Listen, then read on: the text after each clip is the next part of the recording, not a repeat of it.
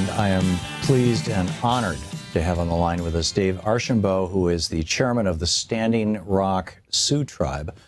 StandingRock.org is their website, and you can tweet him at RockSious, RockSious, or no DA hashtag, no, and the hashtag is no DAPL and hashtag respect our water with a Z. Chairman Archambault, welcome to the program. Good afternoon, Thom. Thank you. Thank you very much for joining us. Tell us what is going on there. Rather than my trying to set this thing up, just have you describe for our listeners and our viewers what it is you guys are confronting right now. So North Dakota has been in the past year or 2 years in an oil boom. The oil production has slowed down. There's interest to try to develop a pipeline, and the pipeline is called Dakota Access Pipeline, and it's owned by a Dallas-based corporation, Energy Transfer Partners. So this company out of Dallas is coming in, telling us for the past 2 years how this pipeline is going to benefit the masses. Mm-hmm. But when there's a benefit, there's also a cost. Who pays that cost? This pipeline is going across underneath the Missouri River, just 500 feet from my tribal nation.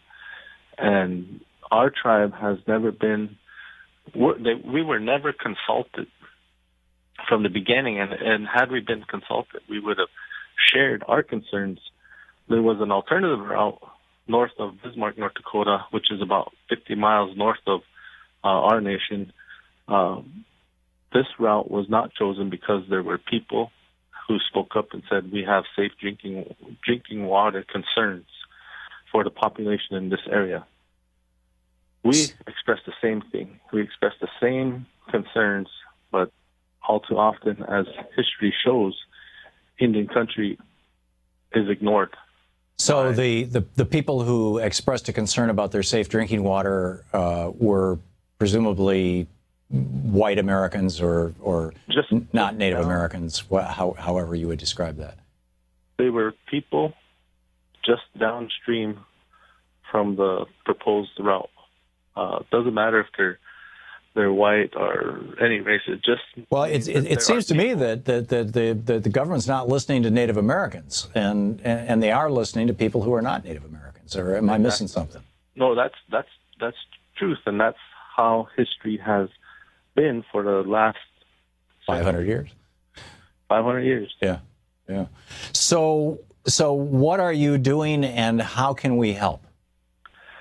Well, right now what I'm doing is going around and building an awareness. We are letting the government know that we can no longer be not heard. We never were afforded the rights that this Texas-based company is getting.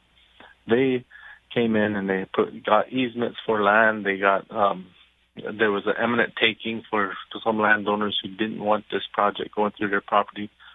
But now that they have the easements on lands that were once ours, we had land that was entered into by the federal government, a constitutional contract with our nations called a treaty.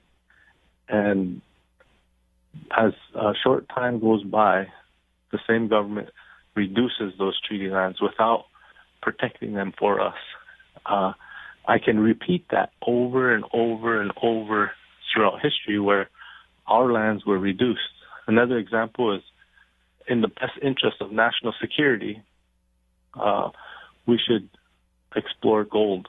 Gold was discovered in our treaty lands, our Black Hills, our sacred hills, the heart of our nation. And the federal government came in and said, this is no longer your land. Right. Your land is over here, and they put us on little pieces of land.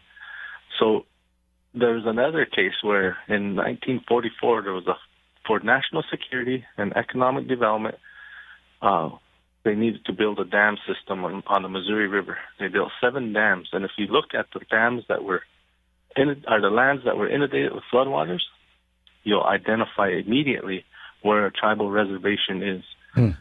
That's what happened with us with the 1934 Flood Control Act. In 1958, our lands were taken.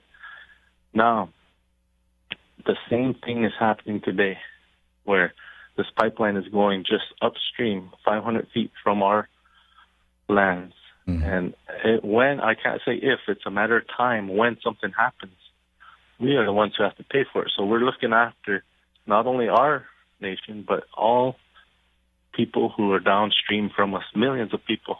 Yeah. So it's vital that we look. If you go onto our website, we have if you would like to donate for the cause, we have a PayPal button there. If you want to just sign or send a letter, that is helpful.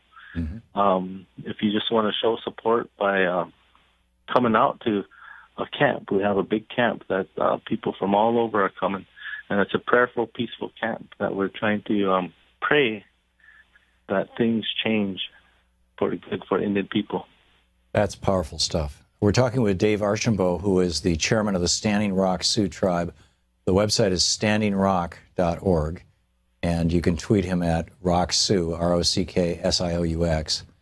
And we're talking here about the Dakota pipeline. I'm guessing they're naming it after the state, the Dakota Access Pipeline, not realizing, or maybe they did realize, that Dakota it's a Lakota word, is it not? Dakota, it means peace, friend, peaceful friend. And it's our name. Right. We are the Dakota people. Yeah. Not once has the company asked us if they can use that name, and it's called Dakota Access Pipeline. But the word Dakota is just used by them, not knowing or understanding the meaning of this. Right. A friend would not inflict fear or threat life to another friend. Is there a pressure point here? Is there a particular politician, or, I mean, people could call the White House comment line at 202-456-1111. People can call their member of Congress at 202-225-3121. We've got all this stuff on our website. Are there any particular federal, state, local legislators or regulatory agencies that people watching or listening right now could contact in order to apply pressure and support your cause? Yeah, I would encourage you to call your representatives and let them know that it's not right anymore. You could try to get into the White House and let them know. I've been working with the American Council of Historic Preservation, and they've been really supportive. We can talk to Environmental Protection Agency, Administrator McCarthy. The list goes on. And where is that pressure point? Right now, it's this company who we're fighting with, and the Corps of Engineers allowing them to do it. So if you could get a hold of the Corps of Engineers or the Civil Works and say, something is not right here. We need to scale back and slow down. Right.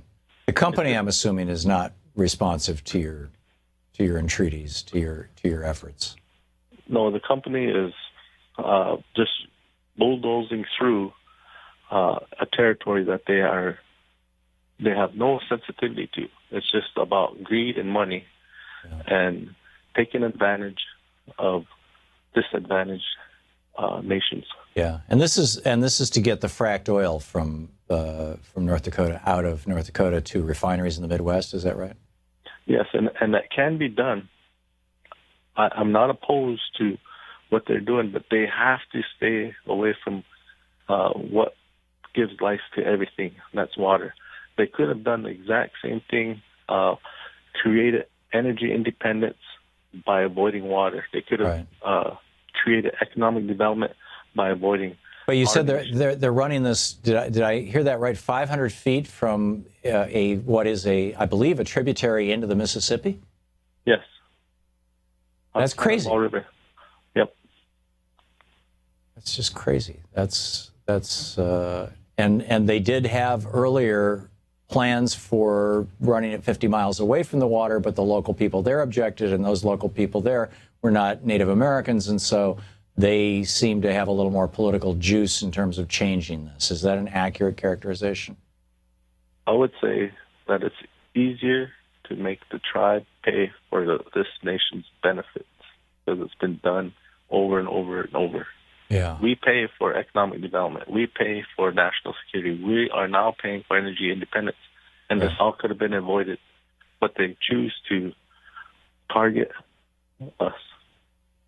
This is wrong. This is just so wrong. We're talking with Dave Archambault. He's the chairman of the Standing Rock Sioux Tribe. The website is standingrock.org. You can tweet him at RockSiou, RockSious. And if you want to call your member, and please do, call your member of Congress. And I would think any member of Congress anywhere in the country should be able to pick up the phone to the Army Corps of Engineers and say, what the heck is going on here? The phone number for Congress is 202-225-3121. If you're not sure who represents you, give them your zip code and they will connect you to the office. You can call your senators as well. Chairman Archambault, I wish you the very best, sir. Thank you so much for coming on today. Thank you. Thank you very much. We'll be back. You're listening to Thom Hartmann.